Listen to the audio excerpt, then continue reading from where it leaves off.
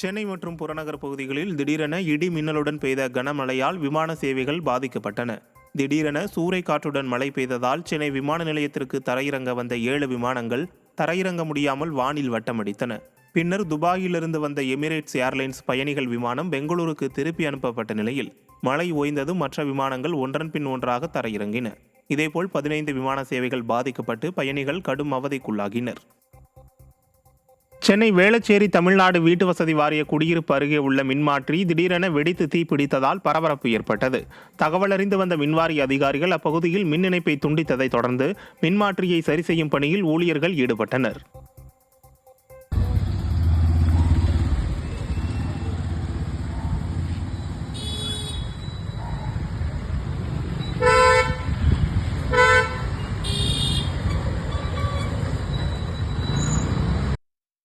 தூத்துக்குடி மாவட்டம் கோவில்பட்டியில் பயணிகள் நடுரோட்டில் இறக்கிவிடப்பட்டதால் அவர்கள் அரசு பேருந்து ஓட்டுநர் மற்றும் நடத்துனருடன் வாக்குவாதத்தில் ஈடுபட்டனர்.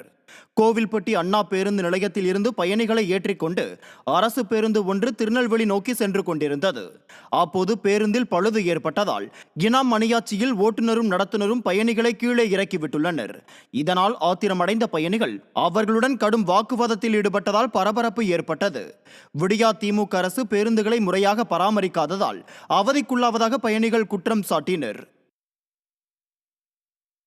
காஞ்சிபுரம் மாவட்டம் உத்தரமேரூர் அருகே மின்சாரம் தாக்கி 3 குழந்தைகளின் தாய் பலியான சம்பவம் சோகத்தை ஏற்படுத்தியுள்ளது. ஒங்கூர் கிராமத்தை சேர்ந்த புவனேஸ்வரி என்ற பெண் தனது வீட்டில் மின் விளக்கை போடுவதற்காக சுவிட்ச் போர்டில் கை வைத்துள்ளார். மழையில் சுவிட்ச் போர்டு ஈரமாக இருந்ததால் புவனேஸ்வரியை மின்சாரம் தாக்கி அவர் படுகாயமடைந்தார். இதையடுத்து அவரை பரிசோதனை செய்த மருத்துவர் அவர் இறந்துவிட்டதாக தெரிவித்தனர். புவனேஸ்வரிக்கு 3 குழந்தைகள் உள்ள நிலையில் இச்சம்பவம் அப்பகுதியில் சோகத்தை ஏற்படுத்தியுள்ளது. கன்னியாகுமரி மாவட்டம் ஒழுகினசேரி அப்டா மார்க்கெட்டில் காய்கறி விலை கடுமையாக உயர்ந்துள்ளதால் இல்லத்தரசிகள் கலக்கமடைந்துள்ளனர். காய்கறி விலை ஏற்றத்தால் விற்பனை குறைந்துள்ளதாக வியாபாரிகள் வேதனை தெரிவித்துள்ளனர். 1 கிலோ தக்காளி 85 ரூபாய்க்கும், பீன்ஸ் 140 ரூபாய்க்கும், சின்ன வெங்காயம் 80 ரூபாய்க்கும் விற்பனை செய்யப்பட்டு வருகின்றன.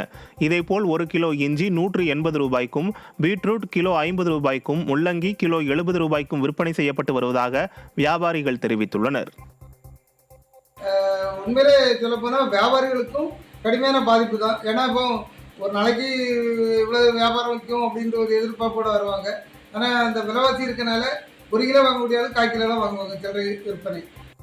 நெல்லை மாவட்டம் களக்காட்டில் கரடி கடித்து படுகாயமடைந்த பெண்ணுக்கு மருத்துவமனையில் சிகிச்சை அளிக்கப்பட்டு வருகிறது. களக்காடு கக்கன் நகரைச் சேர்ந்த பவானி என்ற பெண் விவசாய தோட்டத்தில் வேலை செய்து கொண்டிருந்தார். அப்போது திடீரென அங்கு வந்த கரடி ஒன்று பவானியை கொடூரமாக தாக்கியது. இதையடுத்து படுகாயங்களுடன் இருந்த பவானியை அவரது உறவினர்கள் மருத்துவமனையில் அனுமதித்தனர். இச்சம்பவம் அப்பகுதியில் பரபரப்பை ஏற்படுத்தியுள்ளது.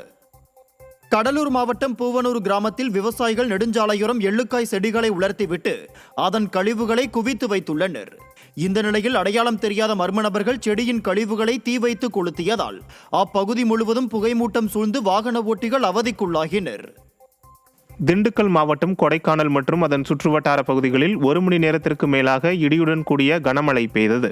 இதனால் வெப்பம் தணிந்து குளிர்ச்சியான சூழல் நிலவியதால் பொதுமக்கள் மற்றும் விவசாயிகள் நிம்மதி அடைந்தனர்.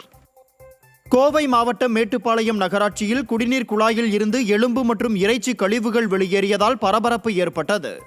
நகராட்சிக்குட்பட்ட 21வது வார்டு பகுதியில் கடந்த 1 வாரமாக குடிதண்ணீரில் துர்நாற்றம் வீசுவதாக பொதுமக்கள் நகராட்சி அதிகாரிகளிடம் புகார் தெரிவித்தனர். இதையடுத்து அப்பகுதிக்கு தண்ணீர் வரக்கூடிய குடிநீர் குழாயை அதிகாரிகள் துண்டித்து பார்த்தபோது அதில் இருந்து இறைச்சி கழிவுகளும் எலும்புகளும் வெளியேறியதால் பரபரப்பு ஏற்பட்டது.